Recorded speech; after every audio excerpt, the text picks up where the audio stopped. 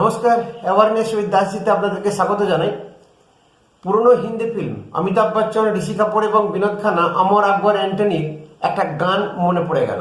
ঋষি কাপুর একটা কাওয়ালি অনুষ্ঠানে সে গান করছে, পর্দা হে পর্দা, পর্দা কে পিছে, পর্দা নসিন কো বেপর্দা না কর দু তো আকবর মেরা নাম নেই হে। এখানে হবে জ্ঞানেশ কুমার মেরা নাম নেই হে। তার কারণ জ্ঞানেশ কুমার হাত ধুয়ে পড়ে গেছে ইলেকশনকে কিভাবে স্বচ্ছভাবে করা যায়, ফ্রি এবং ফেয়ার করা যায়, এবং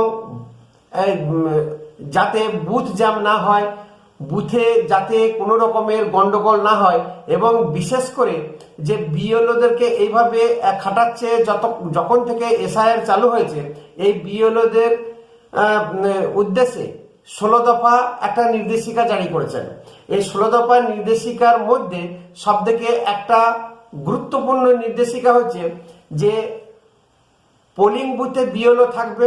এই যে বিএলও বাড়ি বাড়ি গিয়ে যে এনুমারেশন ফর্ম বিলি করেছে, কালেকশন করেছে এবং আপলোড করেছে, টোটাল কাজটা বিএলওরা করেছে, এবং বিএলও দেশে লোকাল যে ভোটার লিস্ট বা ভোটারদেরকে তারা চিহ্নিত করতে পারবে।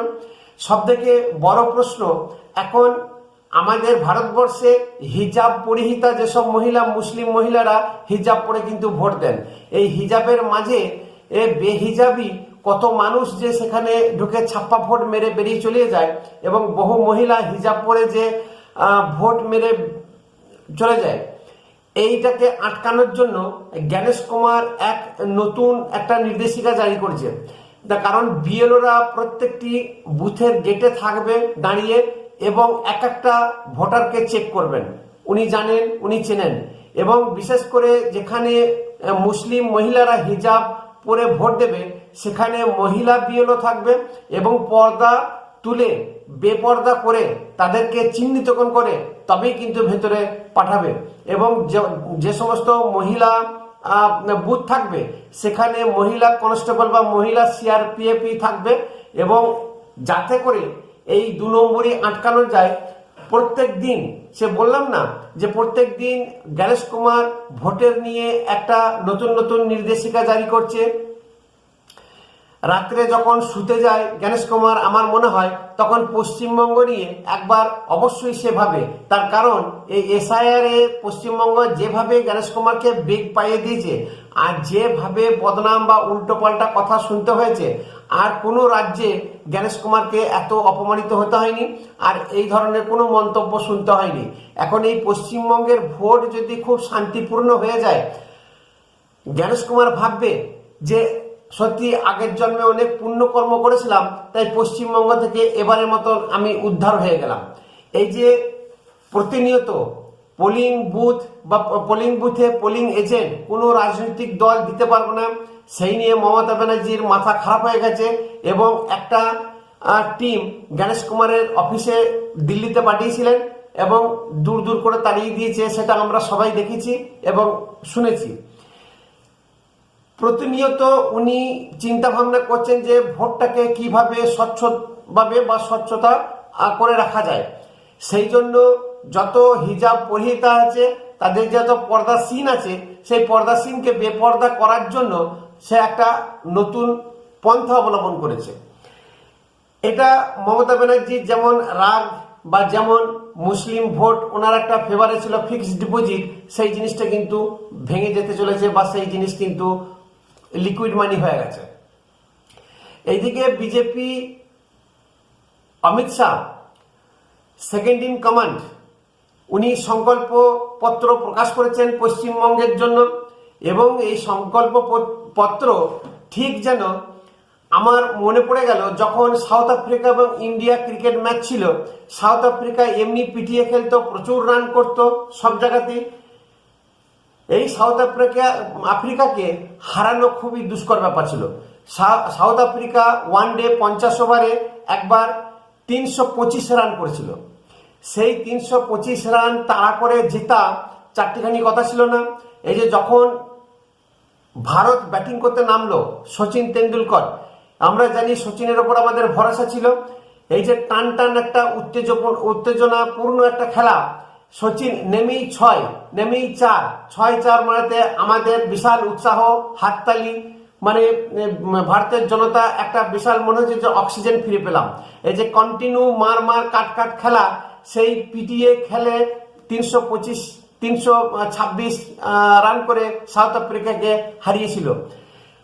ঠিক তেমনি ভোট ঘোষণা হওয়ার ঠিক আগে মমতা ব্যানার্জি ইন্টারিম বাজেট প্রকাশ করলেন এবং সেই বাজেটে লক্ষ্মীর ভান্ডার দুম করে 1500 এবং 1700 টাকা করে বাড়িয়ে দিলেন। ক্ষেত মজুরদের জন্য বছরে 4000 টাকা এবং যুবসাথী নতুন একটা প্রকল্প চালু করলেন বেকারদের জন্য মাসে 1500 টাকা করে। এবং উনি বললেন যুবসাথী টাকা আগস্ট মাস থেকে শুরু হবে, এপ্রিল থেকে কার্যকর, ব্যালেন্স যেটা অ্যালাউন্স হিসাবে সেই টাকাটা আগস্ট মাসে জুড়ে দেওয়া হবে। উনি যত ভোট ঘোষণা হয় এবং যত ভোটের দিন এগিয়ে আসে তত কিন্তু মত পরিবর্তন করতে থাকে। ধর্মতলার যে ধর্ণা মঞ্চে বসেছিলেন সেই ধর্ণা মঞ্চ থেকেই ঘোষণা করে দিলেন 9ই মার্চ থেকেই যুবসাথী চালু হয়ে যাবে এবং চালু করে দিলেন। এই যে তড়ি ঘড়ি একটা মানুষকে প্রলোভন দেখানো, যুব সমাজকে প্রলোভন দেখানো, মহিলাদেরকে প্রলোভন দেখানো, এই যে টাকার খেলা বা উপঢৌকন বলুন বা দান খয়রাতি, উনি কিন্তু সবার আগে শুরু করে দিয়েছিলেন। এই যে সাউথ আফ্রিকার ম্যাচ বললাম, তার পরিবর্তে যে বিজেপিকেও এরকম কিছু একটা করতে হবে যে ফ্রিবিজ চালু হয়েছে বা ফ্রি স্টাফ যে চালু হয়েছে পশ্চিমবঙ্গ সহ সারা ভারতবর্ষে, বিজেপিও কিন্তু সেই পায়ে পা মিলিয়ে দিয়েছে। তার কারণ বিজেপি অমিত শাহ পরিষ্কার ভাষায় বলেছেন যে পূর্বতন সরকার গরিব কল্যাণ যোজনা বা এরকম সামাজিক প্রকল্প যাই চালু করেছিল সেটা কোনোদিনই বিজেপি বন্ধ করেনি বা করবে না। তার পরিপ্রেক্ষিতে যুব সমাজের জন্য বা বেকার যুবকদের জন্য বিজেপি যে সংকল্পপত্র তাতে উল্লেখ করেছে যে বেকার ভাতা 3000 টাকা করে দেওয়া হবে এবং মহিলাদের যে লক্ষ্মী ভান্ডার 1500-1700 টাকা করে পাচ্ছেন সেইটাকে বৃদ্ধি করে 3000 টাকা নাম দিয়েছে অন্নপূর্ণা ভান্ডার। এবং শুধু তাই নয়, সব গর্ভবতী মহিলা তাদের জন্য 21000 টাকা এককালীন এবং আরো নানান ধরনের প্রকল্প। শুধু তাই নয়, শুধু দান খয়রাতি বা ফ্রি বীজ বা ফ্রি স্টাফ নয়, সামাজিক প্রকল্পই যে ঘোষণা করেছেন তা নয়, এর সঙ্গে যে একটা ভিশন, একটা মিশন যে আছে তার জন্য উত্তরবঙ্গকে ঢেলে সাজাবে। কারণ বারবার উত্তরবঙ্গের মানুষ বলে যে আমরা বঞ্চিত, উত্তরবঙ্গের জন্য কোনো সরকারই কিছু করেনি, না বামফ্রন্ট সরকার করেছে না টিএমসি সরকার করেছে। সেই উত্তরবঙ্গ পেতে চলেছে একটা বৃহৎ আইআইটি, বৃহৎ আইআইএম এবং এইমস এর মতন হসপিটাল। শুধু তা নয়, ওখানে ফ্যাশন ডিজাইনিং এ যে নিট আছে সেই নিটের ওখানে স্কুল কলেজ হবে। তাছাড়া উত্তরবঙ্গের যে চা বাগান আছে সেই চা বাগানকে ঢেলে সাজাবে, ওখানকার শ্রমিকদের নানান ধরনের সামাজিক প্রকল্প ঘোষণা করেছে। এবং ইউসিসি ইউনিফর্ম সিভিল কোড এটাও কিন্তু পশ্চিমবঙ্গে লাগু হয়ে যাবে, যেটা উত্তরাখণ্ডে সব থেকে ভারতের প্রথম রাজ্য চালু হয়েছে এবং গুজরাটে চালু হতে চলেছে।